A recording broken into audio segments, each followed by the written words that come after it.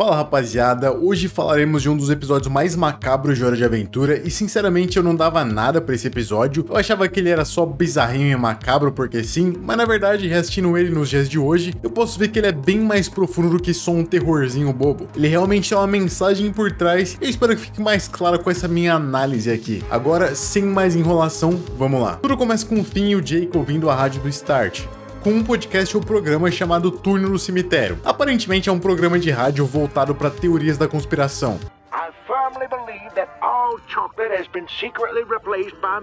E como você pode ver, são teorias da conspiração mesmo, e bem bizarras. Por exemplo, ele também acredita que todos os lápis são canetas pintadas para parecer lápis. Bizarro. O Jake não gosta muito daquilo e é meio cético em relação àquelas conspirações, mas o Finn dá muita corda e ouve com muito gosto. Até que um guarda-banana liga pro Start para comentar sobre o acontecimento bizarro, e ele disse que no último domingo estava lavando suas roupas quando viu um reflexo de uma garota com os olhos vazios. O Start diz que elas foram avistadas em muitos reinos ao longo dos séculos, e que ninguém sabe quem são ou o que são. Então ele faz uma teoria, dizendo que aquelas garotas viram algo muito assustador na vida delas e por isso os olhos são vazios. Look at me, I'm listening to a dumb nonsense radio show. Como a gente pode ver, o Jake não se importa muito com aquilo e ele só quer parar de ouvir aquilo. A grande questão é saber se ele ridiculariza por medo do que tá ouvindo ou porque ele acha tudo uma grande idiotice, né? Também é muito absurdo ver como o Start conseguiu criar uma teoria medonha para um acontecimento que pode ser algo natural ou comum. Tudo bem que ver garotas de olhos vazios não é a coisa mais natural do mundo, né? Mas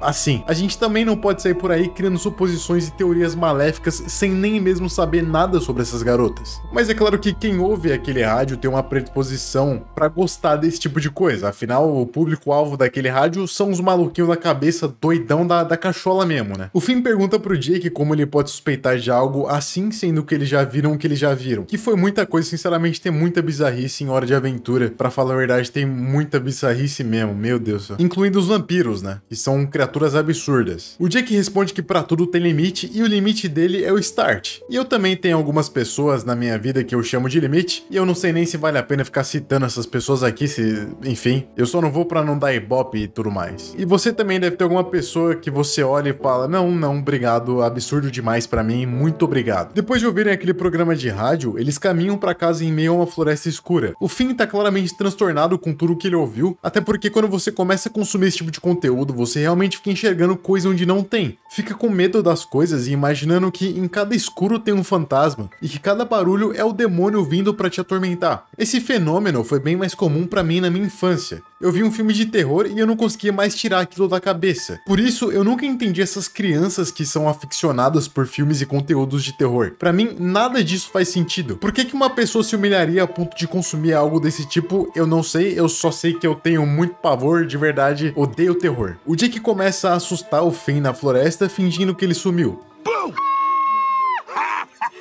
Só que quando eles começam a voltar pra casa, começam a ver galhos sendo pisados na floresta, e os dois ficam cagadões ali, e até seguram um na mão do outro, e depois correm pra casa bem rapidão pro demônio não pegar. Só que quando eles chegam lá, a porta faz um barulho e o Finn abre a porta, e lá tá ela, a figura mais misteriosa do universo de Hora de Aventura, a garota dos olhos vazios, que veio pra puxar seu pé de noite, ou não sei. Vai saber. O Finn tenta se convencer de que aquilo pode ser uma garota pedindo ajuda e tenta ser corajoso em frente ao seu medo. E você pode ver mais sobre os medos do Finn no meu vídeo sobre talassofobia em Hora de Aventura. Isso aqui foi uma propaganda no meu próprio vídeo, vai lá ver depois, é sério. Foi bem mal aquele vídeo, comenta lá pra ir bem, por favor. E quando ele vai abrir a porta, a garota já sumiu, mas ela aparece em outras janelas como se fosse uma assombração. E pra lidar com isso, o Finn liga pro Start, a melhor pessoa pra ele ligar naquela hora, claramente, pra ver se ele tem alguma solução na manga. Nessa hora, o Jake toma a decisão mais imbecil que tomam em filmes de terror, que é de se separar do amigo. E sério, eu não entendo por que no filme de terror as pessoas se separam e por que elas acham isso a melhor decisão. Claramente é a pior decisão a se tomar. Parece que as pessoas que estão no filmes de terror nunca viram filmes de terror. É impressionante. O Start pergunta o que fez com que elas escolhessem os dois, e também se pergunta se aquilo não poderia ser um evento aleatório. Logo em seguida, ele pergunta pro Finn se ele a convidou pra entrar, porque acha que elas obedecem às leis dos vampiros de só entrarem quando convidadas, mas ele responde que não chamou ninguém pra entrar. O Finn então vai anotar essa dica, e quando ele olha por baixo de suas pernas,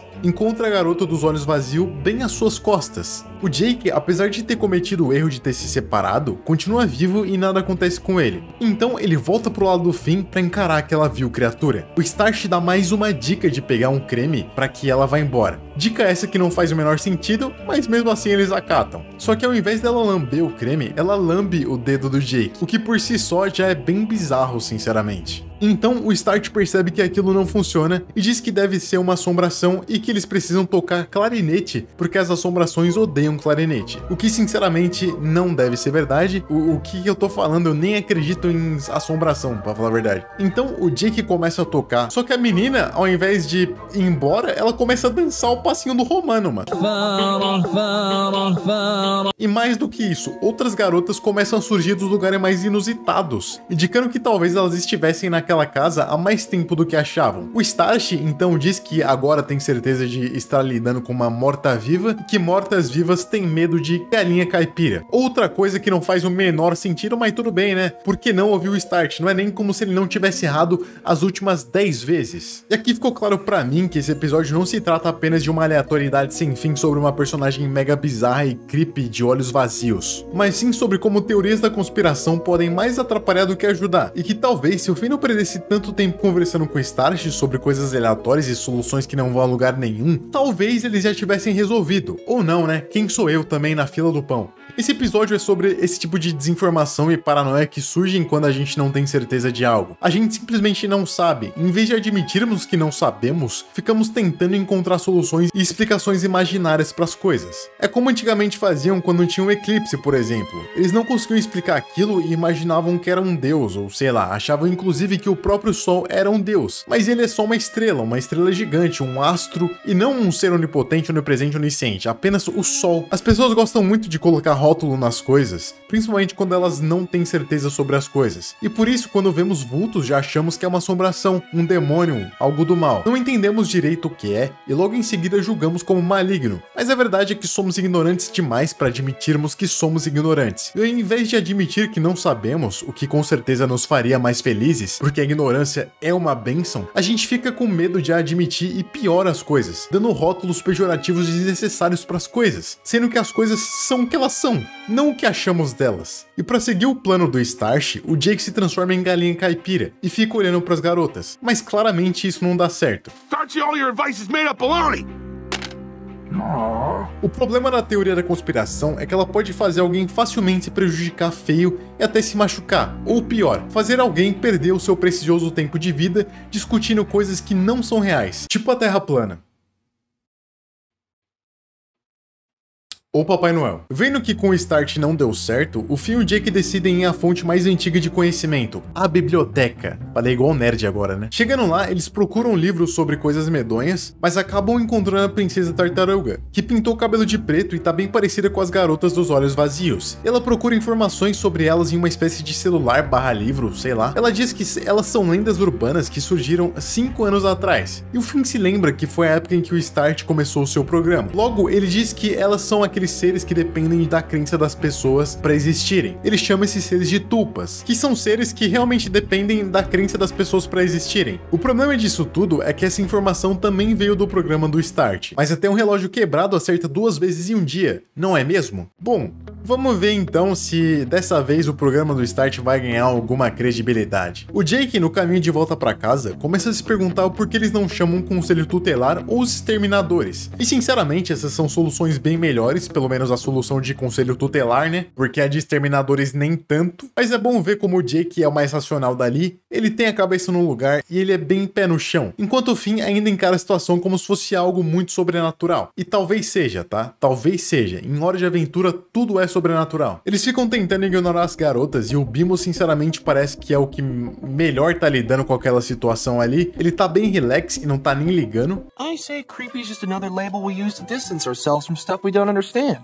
Or that reminds us of something in ourselves that we're not comfortable with. Essa frase do Finn, pra mim, resume muito bem o que é esse episódio. E logo depois dela, ele ainda diz que não é algo real, a não ser que escolha acreditar naquilo. Ele basicamente resumiu o meu vídeo inteiro. Muito obrigado, Finn. Se seu canalha. Ele também resumiu a ideia de que o macabro em si não existe, mas o que existe é a nossa ideia sobre o acontecimento, que pode ser uma ideia boa ou ruim. O Jake tenta ignorar aquelas garotas, mas elas ficam em cima dele, então ele se força a pensar na Lady Iris. Só que quando ele vai ver, ela se transforma em uma garota de olhos vazios, indicando que a mente dele já tá toda carcomida por aquele mito. Aliás, tudo que ele pensa fica manchado com aquele filme de terror. Tudo começa a ficar podre e macabro por ele. Isso é bem maluco de se pensar. Exatamente o que aconteceu comigo na infância. Hoje em dia eu já tenho um controle maior sobre isso, eu já sei não projetar as coisas que eu tenho medo nas minhas coisas do dia a dia, mas mesmo assim é muito legal ver isso representado em um episódio de desenho. Hoje em dia o terror já não me assusta tanto mais. Eu não tô dizendo que se não tivesse uma dessas na minha frente eu não iria ficar com medo. É claro que eu iria, mas eu tô dizendo que não saber se eu vou conseguir pagar as contas do mês que vem ou não é bem mais assustador do que qualquer assombração poderia me assustar. Tipo, ficar desempregado, não receber dinheiro mais, isso é bem mais assustador do que ter uma exorcista na minha casa. Eu não tô nem aí pra exorcista, eu só quero pagar meu aluguel, mano. Por favor, me tirem logo do aluguel.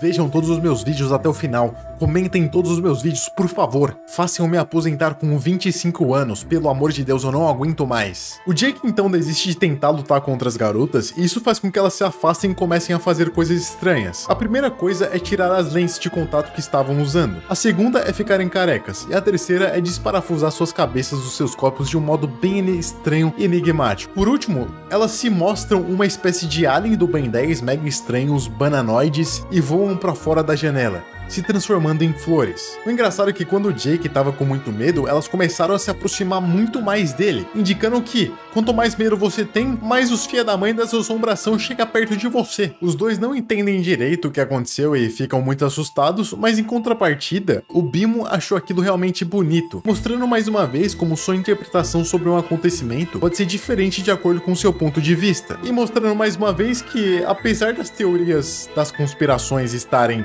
sempre erradas, algumas podem até ser meias verdades, mas a Terra não é plana e as vacinas ainda funcionam, tá, rapaziada? Fica bem aí. E é como esse vídeo aqui, você pode achar ele feio ou bonito, você pode discordar ou não, você pode até achar que a Terra é plana, mas o que você não pode é negar que ele acabou de chegar ao final.